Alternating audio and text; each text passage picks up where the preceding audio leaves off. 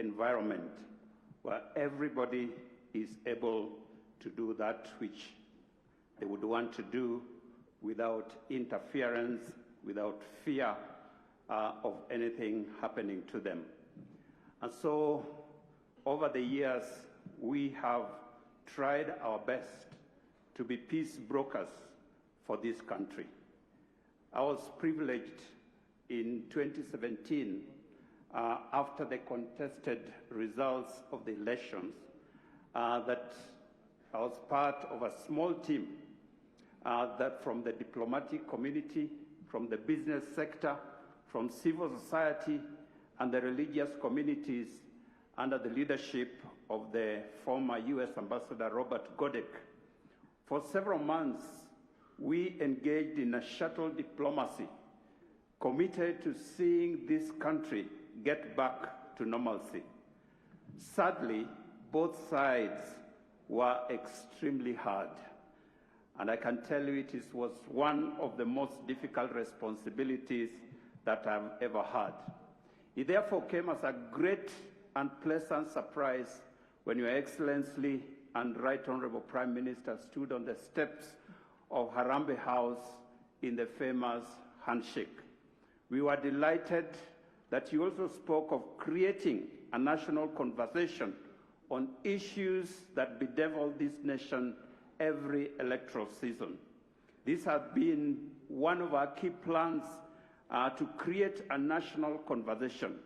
In fact, our group was loosely known as National Conversation. Your Excellency, I say all this to let you know that the spirit of national conversation has been with some of us for a very long time, well before BBI.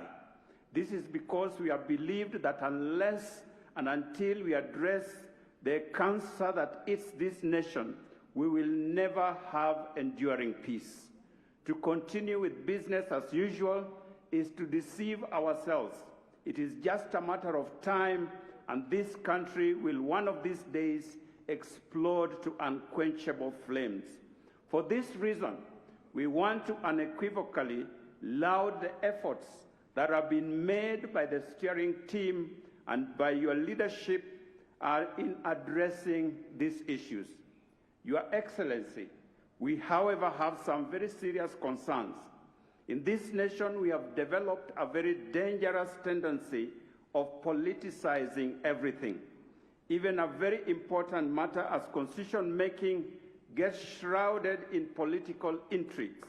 That is why we are finding ourselves with laws that cannot satisfy the desire of the political class, but do not effectively address our national needs and aspirations. It is in this light that I want to plead with our political leaders.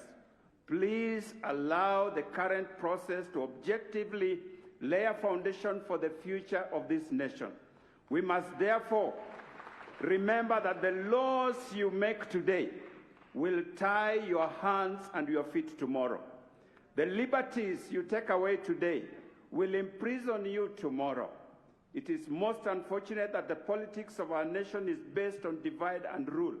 Politicians somehow believe that the only way to succeed is to divide us into dichotomous categories of us versus them. Yet, political interests shift rapidly.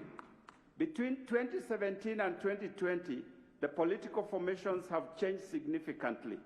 In fact, I want to prophesy that it will not be a surprise before 2022 that Dr. William Ruto and Honorable Raila Odinga will be on the same side.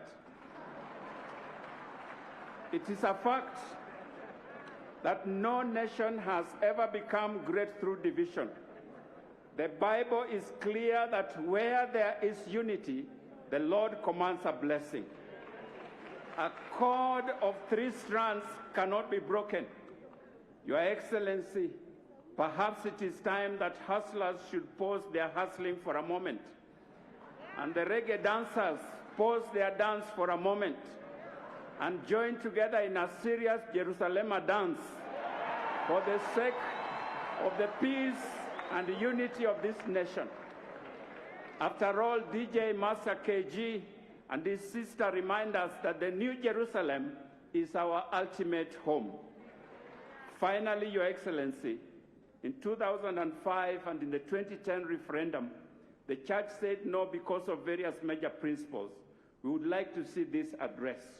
We have noticed that the pillar of religion and faith seems to be completely missing. Furthermore, the Religious Freedom Bill that was to help the registration of religious groups seems to have been left out.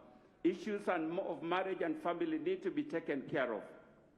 Your Excellency, we want to assure you that as a Christian community, after this launch, we are going to review the report and make our position known.